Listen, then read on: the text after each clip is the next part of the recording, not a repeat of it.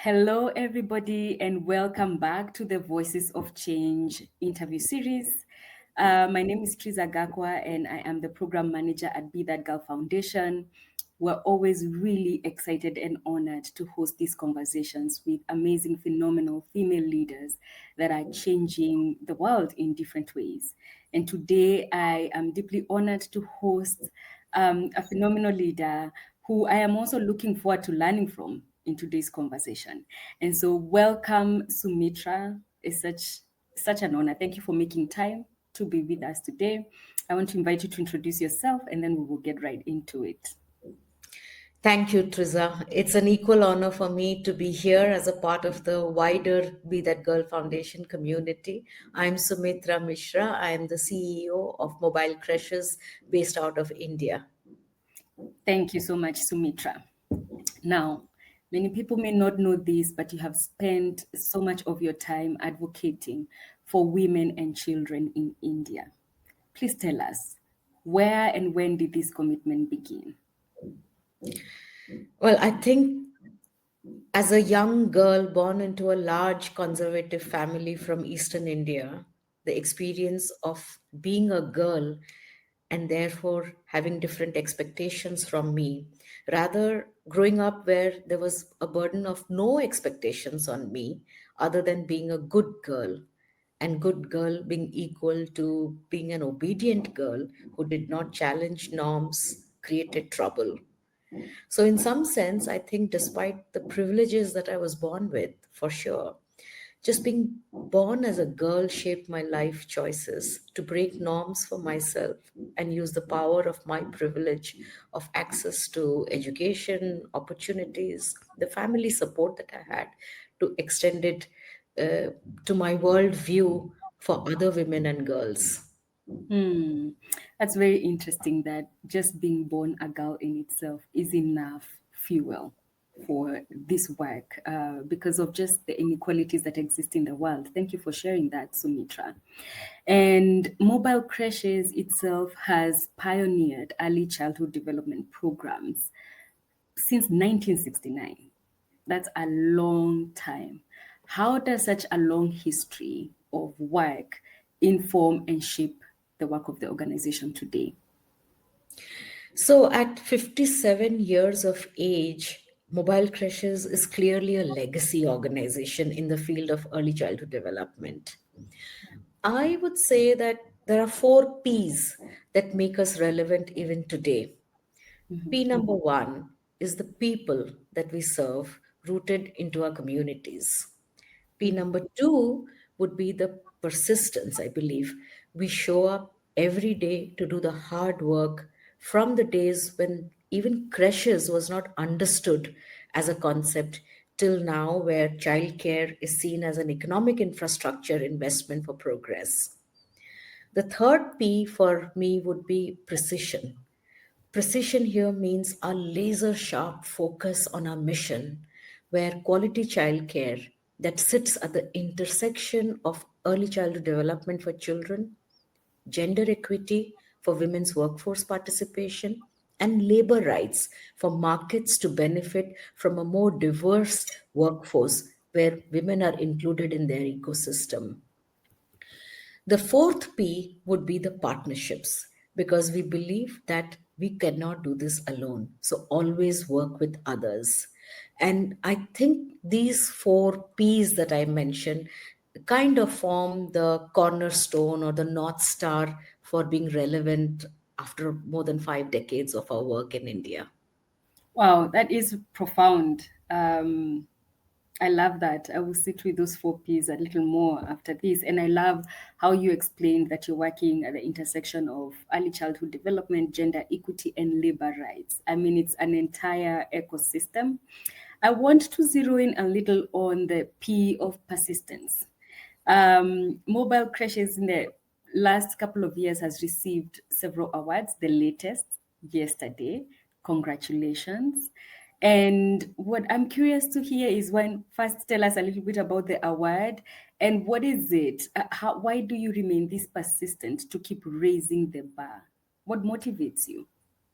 So, yes, thank you very much. On behalf of the entire Mobile Creches community, I accept with deep gratitude this acknowledgement of SABERA NGO of the Year award for our work. I think awards are an acknowledgement of the tireless work of our care cadre, our frontline Mhm. workers who persist to do this work day in and day out through decades now, despite everything that happens within their own personal lives and the world around them. Mm. Frontline care workers carry the burden of building the foundations of the nation by building the future of its youngest citizens. So, awards for mobile crashes is really an opportunity to push for more, let's say, fence sitters, the unlikely champions, and to use this as a platform to convert them into care champions, into childcare champions. Yeah. Wow. Well, I join you in honoring them, in celebrating them and the work they do and the impact that has on future generations and even current generations. So thank you to the entire Mobile Creches team. This is a well-deserved award. Congratulations to you all. Now Thank you. thank you. We've been talking a bit, everybody hears us talking about mobile crashes, but I want us to really understand the work a little more. What services does the organization provide? And perhaps even paint a picture of the communities that you serve and why these services are a lifeline for them. So, first, let's start with the name of mobile creches. Mobile creches here means the moving, migrating population and not a moving bus that runs a childcare service. So, these are creches or childcare services for children of the migrant, poor, working population, mostly addressing the women in the informal work sector. At the core of our work, we as an organization guarantee quality early childhood development services. And this is derived from the WHO Nurturing Care Framework, which talks of the five components of good health, adequate nutrition, early learning opportunities, responsive caregiving between children and adults in a safe and secure environment. How do we do this? We do this through running our own demonstration based creches at scale within homes through mothers and fathers. But more than that, we work in close collaboration with governments and civil society partners, and we scale up access to these quality ECT services through public systems and civil society systems by extending our knowledge and expertise. But we also know that groundwork with communities need a sustained and sustainable scaffolding. That means that the state of the art training, backed by norms and standards and curricular framework, is necessary. So, we provide the thought leadership to the early childhood development ecosystem in India that is required to deepen the impact of our work on the ground on actual children's and women's life outcomes. But, Teresa, let me also say that just doing the work or getting the work done through proper training is not going to help us sustain, because we've seen over years just research and pedagogy alone cannot sustain the quality of implementation on the ground. We need many more partners, from parents to union leaders, from local political leaders to central ministers, from gender and education groups to business coalitions, to understand, adopt, and accelerate the importance of ECD and childcare. So, besides the work that we do and the technical expertise that we lend to the ecosystem, we also work with a coalition of partners through data and evidence, through stories and experiences to bring this joint solidarity on the issue. Wow, profound. Individual, community, systemic levels. We've got to engage at all these levels of change for us to have tangible, to see a tangible difference. And when I hear that, and I think about caregiving as a mother myself, it feels like such a complex, it's just such a complex ideology or idea, but I think what I'm really wondering is if you were to define caregiving in one simple sentence, yourself as Sumitra, what does care look like to children in one simple sentence? Care is connection, Mm, we should pause there. Sela. and connections come from trust. Mm, Trust is formed over consistency. So, mhm, to me, care, which is a universal need, it's nothing to do with poor parents or rich parents. It's mhm, you and I are working parents, and we know what care means. Care is that connection. mm. And anybody can, when you define it that way, connection that is built through trust and consistency, and then that makes it accessible to any of us. You know, it stops being so removed and attainable. Thank you so much. I will take that definition for myself. Now, what does a typical day at mobile creches look like, especially for the children and the caregivers? So, our services are closest to the children in the neighborhoods or at work sites. They must be close to the family's natural habitat and whatever that habitat may look like for moving, migrating population. A care worker is often one of their own from the same local cultural context to build that connection. Remember, you have to trust the care giver, Yeah, the care provider. So she yeah, comes from the same community. Our childcare services timings are aligned with the work timings of parents, mostly mothers, so that it is a convenience for them to be able to leave their children at the childcare centers when they're at work. What does the day really look like for the child once the child is dropped off at our center? I would say we follow the eat, play, love framework where food, mm, balanced diets, good nutrition, and tracking of malnutrition is important in all our services. Play, of course, children will play, children will be naughty. So it's a lot of free play, structured play, laid down by our play-based pedagogy, and that is what makes the connection through the social emotional bonding, because children experience a sense of security in that space through the playway methodology. And love, as I said, is the care through feeding, putting children to sleep, washing them, giving special attention to a new crying child, or acknowledging that siblings will want to sit together, eat together, even if they may be split into two different age groups within the childcare center. All of this sounds simple, but it's actually quite technical, and it's all codified as a part of our standard operating procedures. And that's what determines our training, our measurements, and our monitoring systems. yeah. Wow. Well, I love Eat, Play, Love because I'm a fan of the Eat, Pray, Love movie. So that sort of really clicked for me.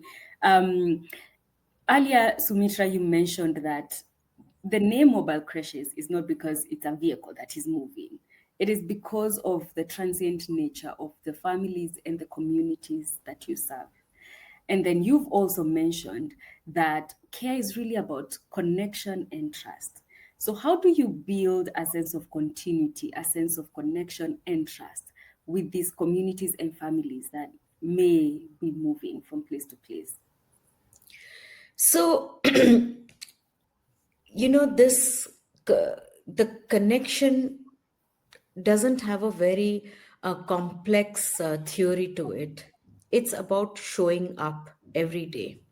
It's about listening to the people in the community that we serve. We have worked with migrant populations in urban setups. When you work with migrant populations, it is astounding to see and experience the level of exclusion that they experience when they move away from their families. They're excluded physically in a new setup.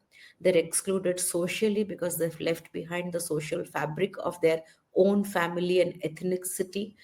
They are excluded emotionally because they don't know their neighbors and it's a strange place with a strange language. They are, of course, excluded economically because they are in the margins of large cities seeking work. They're excluded legally because sometimes even basic citizenship documents are not valid when they're moving from state to state. And let's not forget that they are uprooted environmentally because they come from a different geographical context to a new context. And in a country that's as large and diverse as India, geographies change every 100 kilometers or so.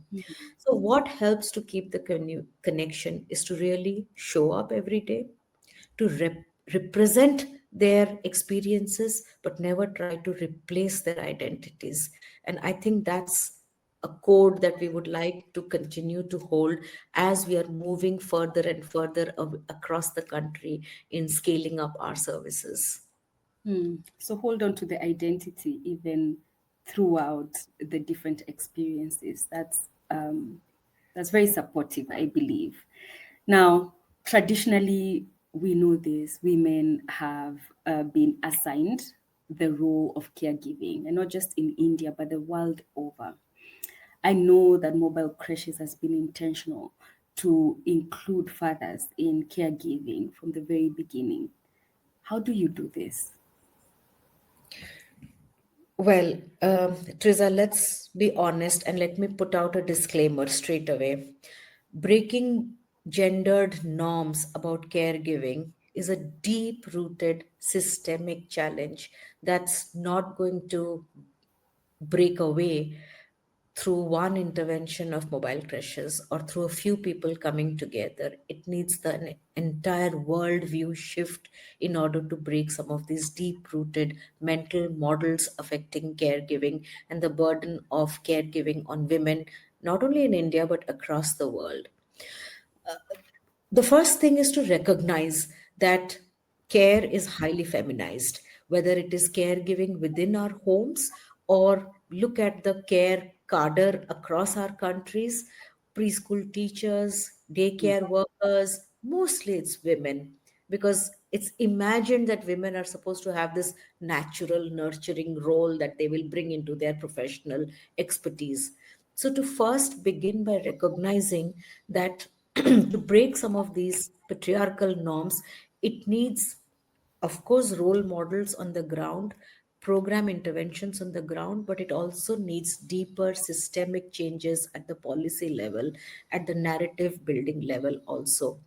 For mobile crashes, how we try to break it? Of course, we try to break it by engaging more fathers throughout all the program interventions that we do in our childcare services, where both mothers and fathers are expected to attend weekly meetings, participate in making crafts out of waste material. Both parents are invited to join us in picnics and family excursions and sports days and things like that. But we've also learned the hard way that to convince fathers to become role models or share the burden care of care within their home environments, we've done a tactical shift of now employing and engaging more male care facilitators as champions within the communities. So when a man goes and talks about his caregiving experiences through the Dular parenting program that we run on the ground, it has started to make a difference. So I think simple techniques on the ground of listening to the communities, involving more fathers, being persistent about it, showing role models at a local level is important, but a much larger environment of pushing this narrative of defeminizing care is also equally important. Yeah, I agree. I agree. And um, I think there's a way in which men listen to men more. So I can see how having male caregivers would make more impact. I remember a situation where I worked and was in a community where girls would get married early and go through female genital mutilation. And it was so hard until one father brought his girl to the program. And once she got educated, he became the champion. And so suddenly the men were listening to him where we couldn't get through. And so I really, really love that model where men themselves become advocates for this work. Um, and India generally has made a lot of progress in the childhood programming. Mobile creches has been at the forefront of this work. A lot of progress has been made. Gaps still remain. What would you say are the gains that have been made, and what opportunities exist to really further this work within the country? Well, Teresa, it's a country of contradictions. India has one of the world's largest early childhood development program, the Anganwadi system, that reaches to a very significant population of children under 6 years in India who are from the most poorest and marginalized background. And it is already conceived as a holistic program of health, nutrition, maternal health, adolescent health, but also early learning for young children. And yet, as you mentioned, gaps persist. The uplifting part of India's social economic intersectional policy view is that the national education policy recognizes the continuum of learning from birth to 6 years. There is a much better focus of the government, both at the central level and across multiple states, to look at foundational learning for preschool education and to bring that into the structure and system of the country. And there is now some green shoots of looking at children under 3 years, where the highest brain development is happening, to see how children under 3 years and their parents within households can be supported through home visiting programs, or how can the Anganwadi systems be expanded to include more children under 3 years into a structure, a community based platform for better intervention, better developmental progress, and also to help children with disabilities and other at risk children to get picked up faster and to become a part of the system. Wow, that's what do you think? Maybe this is just a follow-up question. What drives the political goodwill? Because I think a gap I have seen in many places is the disconnect between policy on paper and the goodwill to actually ensure that these things are happening. And even though, yes, you're naming the gaps, it sounds to me like there's a lot of goodwill at different levels of government. And this is really an invitation for you to speak to other governments. Really, that's the opportunity here. What would it take from that governance level to actually make this change happen? So, uh, well, if governments can look at inclusive economic prosperity through the lens of human capital development, and therefore put their investments in the highest priority area where they will get the best returns of investment, then there is enough science and enough economic modeling available to us around the world that says that investing in early childhood development gives more than 4 times the return in adult life outcomes. What has changed in India is that there is political leadership that recognizes that India is one of the fastest growing economies in the world. There are ambitions for India to be a developed nation in its 100th year of independence in 2047. Government of India has put together a vision paper of Viksit Bharat, meaning developed India by 2047, and therefore it is looking at investments in preschool education and early childhood development programs as one of the foundational investments.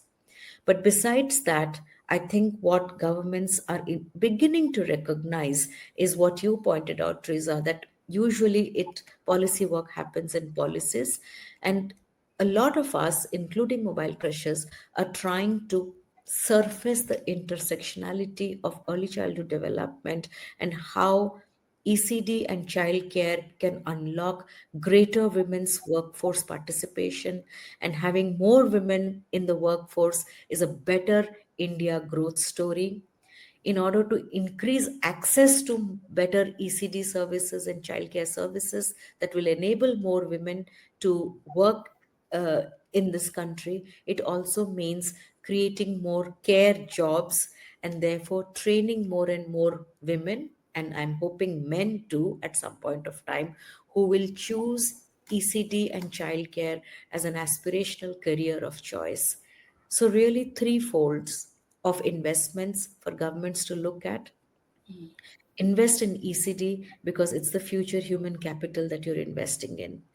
Invest in ECD and childcare because that will unlock more women to join the workforce now, building up to the economic prosperity that we're looking at. Mm-hmm. Invest in ECD to increase and expand quality services across our country because that's one job that AI and technology cannot take over. We are creating more jobs for more men and women from local communities to enter the formal care economy workforce. Wow, that is profound. And I do believe that if we did this, if this happened, if our governments did this, then this would universal, I mean, childcare would become a universal thing that is accessible to every child, which really is the goal. Now, in many ways, I know Mobile Creches has been leading this work. You've talked about thought leadership at the beginning as a key priority for the organization. How do you fuel this patient work of advocacy, which takes may take a long time to actually see the fruit of, and how do you center the lived experiences of the communities that you serve? How do they inform the advocacy? So, Triza, three simple ways to keep doing this patient work, as you say. One is to listen to our communities, as I mentioned. We do not leave our ground. I think that's one of the strengths of mobile creches, that we walk the talk, we demonstrate what we advocate for, and therefore in a way we build our credibility to our through our moral authority of having done something and speaking from our practitioner led experience. But that by itself is going to take us so far. So what's the second piece of work that we have to do is what I mentioned, that we have to be tactical in our advocacy. Early childhood development is a central priority for us. But over a period of time, through decades, sometimes the food security movement has become important in this country. Sometimes maternity benefit movement has become important in this country. Sometimes labor rights has become important in this country. And now the world over, care economy is growing traction. How do we remain true to our work but create the evidence to make an intelligent, a reasonable, and an evidence backed argument to pivot into these movements and these political energies in order to position early childhood development, the voices of poorest children and the poorest families in these changing political economic priorities of the country? And the third, I will repeat myself, to know and to recognize that we are one good organization for sure, but we are still only one. And big systemic changes is never led by one. It has to be led by many. So always have the humility to learn from others. Always outreach, make that reach out to other people to join them, and have the patience that in large systemic changes, you have to give some space in order to gain more space. So that is our tactical advocacy strategy that informs mobile crashes. Wow, profound. I'm taking so many notes and I want to just pick up from where you've stopped with partnerships and collaboration. And often that really makes the difference between a pilot project and systemic change because as you're rightly putting it, Mobile Creches is amazing, is just doing amazing work, but it is one organization in a country with so many children and so much need in this sector. What partnerships would you say have been most effective for mobile creches and why? I mean, it's hard, Triza, for me to call out only one partnership because, as I said, it's a whole village that raises the child, right? So, Yeah. different partnerships have been pivotal at different moments of time. But if I'm going to pin it down to say that all partnerships is meant to strengthen public provisions and the right to early childhood development for children and the right to childcare as a social protection benefit for women, mostly women in the informal sector, then our partnerships with government has been the most substantive. And even in that, we have walked a journey from being a technical partner of informing norms and standards, advocating for legislation. We've also walked this journey to say, we understand you as government have your own challenges. We understand that you have the intent to make things happen. We understand the limitations of a large, complex system like the government system. And therefore, we will co walk this journey with you as a co traveler and provide technical end to end support solutions for the system to pick up. So, from being advocacy partners, we've also navigated the space to becoming technical partners of the government. And one proof of the pudding here is that from being able to support around 100 odd childcare centers till 4 years ago, today Mobile Creches supports around 5,000 plus childcare centers, mostly through government partnerships. And within the 5,000 odd universe, less than 500 are actually run by mobile creches or other civil society partners, which is equally important. So that's the scale and the possibility of working with government, and therefore we work with many players to make that happen. That's been our experience with the government sector and working with governments. But I must also take a minute, Triza, to dwell a little bit on our partnerships with the private sector. Because remember, when I started, I spoke about the intersection of ECD, gender, and labor. And labor is dominated by the private sector, manufacturing units, brickworks, tea plantations, construction, real estate, and you name it, right? The technology, the service industry, you name it.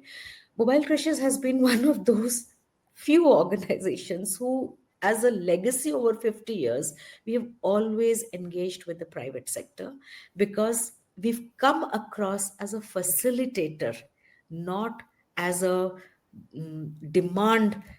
demanding partner, but as a facilitator to support private sector, where we say that we recognize early childhood and childcare is not your core business priority, but you recognize that some of these services are needed in order for you to fulfill your core business priorities.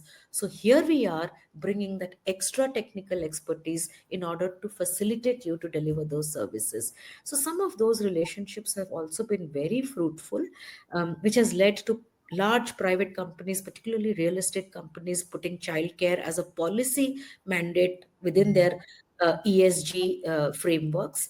And it's good to know that more and more private sector companies are now looking at the intersection of getting more women into the sticky floors, not just the breaking the glass ceilings, but getting more women into entry jobs means that they will need to recognize childcare as one of the enablers to have a diverse workforce. Yeah, thank you. Absolutely. I love that. When you spoke about government, I remembered a conversation I had in July this year with somebody about the benefits of engaging with government, which is hard, granted. It is so hard, it is easier not to. And this person gave me a very vivid example that I've never forgotten. He said, think about when there's no water and there's the piping system, but there's no water. You have the option of bringing trucks and delivering water to people, or figuring out who owns the pipes and then ensuring that there's water flowing through the pipes because it will reach more people. And this person said to me, that's what it is. Anywhere you go, it is the government that has the piping system that will allow you to reach way more people than you would if you were just carrying jerry cans and delivering the water. And so to hear how your partnership with government has allowed you to reach over 5,000 centers, that is so profound and commendable. And the philanthropic space oftentimes works in isolation, and many times uh, funders fund individual projects or organizations. And, this is really not to fault anybody because there's change that is happening even with those investments. How would the partnership between funders and grassroots organizations really fuel this care work? What can we do differently from your point of view? So, Triza, I mean, you've said it right that funding organizations also have their own boundaries and guardrails, right? But what's been a, a beautiful experience for Mobile Creches has been that through our work over years, by doing this year after year, we have been able to develop long term partnerships with many of our funding organizations, including Be That Girl Foundation, who have begun to recognize the intersection of gender, education, early childhood, labor, environment, health, nutrition, Yeah. because ultimately social change is not linear. It's not about what falls under the four boxes of my strategy. It's the intersectional piece that is hard to measure, that's difficult to fund, but is also the most critical to invest for long term sustainable change. And and foundations like Be That Girl have come forward to understand and recognize that intersection. And therefore, I also see that increasing recognition through multiple other funders who come from being, we are an education focused funder, or being we are a nutrition focused funder, to see how it all converges. And early childhood development, by its whole scientific nature, is an holistic integrated concept, and that's how we are able to make multiple beautiful partnerships. But I must also add one more idea about the role of the private funding community. Of course, governments, as you said, hold the plumbing and the source to the water, right? Hmm. Hmm. And that's where it'll make a very big change. But it is in that same example that you give, social financing through private philanthropic foundations start to put the taps and the pipelines to show the government the route, the map. Once you have some of these pilots, some of these proven replicable programs on the ground, then you're able to accelerate much faster. And that's something that we've experienced with Mobile Creches also. Even today, Teresa, um, our outreach and the impact that we are creating is 10x through government projects, through government partnerships. But the investment that we get is less than 10% from government funding. More than 90% of our funding comes from private philanthropic funds. And we are able to unlock this 1 is to 10 ratio because we have that support from private philanthropic funds, that we're able to unlock 10x value from public partnerships. So let's not forget that private philanthropic finance hold the power to large scale public systemic change also. That is very profound. Um, I think one of the things that I hear you inviting us to is appreciating that early childhood development is at the intersection of everything. As you were speaking, I thought about funders that fund entrepreneurs, for example. and will prioritize female entrepreneurs. You cannot separate early childhood development from that. You talk about climate change, you cannot separate it. And so I think that's a very important call to action or invitation that you're making for us to recognize, where does this issue sit? It sits at the core of everything that we're doing. It has potential to unlock it, and that we have the opportunity to invest in, make investments that can then be scaled through government partnerships. I love that so much. And I want to zero in a little bit on the question of the intersectionality with gender, and more so, the ability for women to really be in the workforce and to contribute to the workforce. That one seems to be more clear, especially for us as Be That Girl, but increasingly it's becoming very clear for different sectors. You've talked about working with the private sector in India. What key, I'd say, learnings or even best practices are you seeing in this area that can be replicated elsewhere? Um, I think I will give full credit to the government of India's vision to put front and center women-led development. Government of India believes that the development for the future is going to be led by women's power and women's energy and women's ability to bring that change. And we all know the old saying that when you educate a girl, you educate the entire village, because it starts from the an educated girl becoming an educated mother to become to thriving families, to prosperous communities. So I think more and more private sector companies are also recognizing the value of making sustained investments in a diverse workforce. Childcare is only one of the solution to sustain that. There are other welcoming policies within the companies. There is safe mobility issue. There are skilling issues. There's a whole host of issues.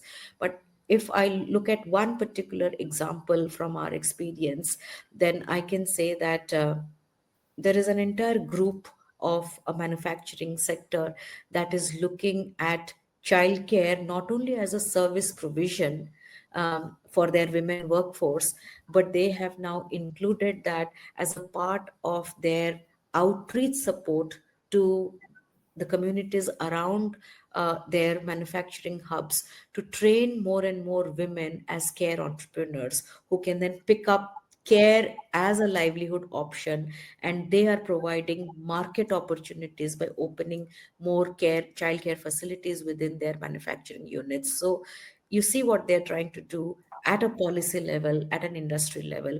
So they're trying to retain their own women's workforce by providing childcare, and therefore they're supporting the children to grow and develop better.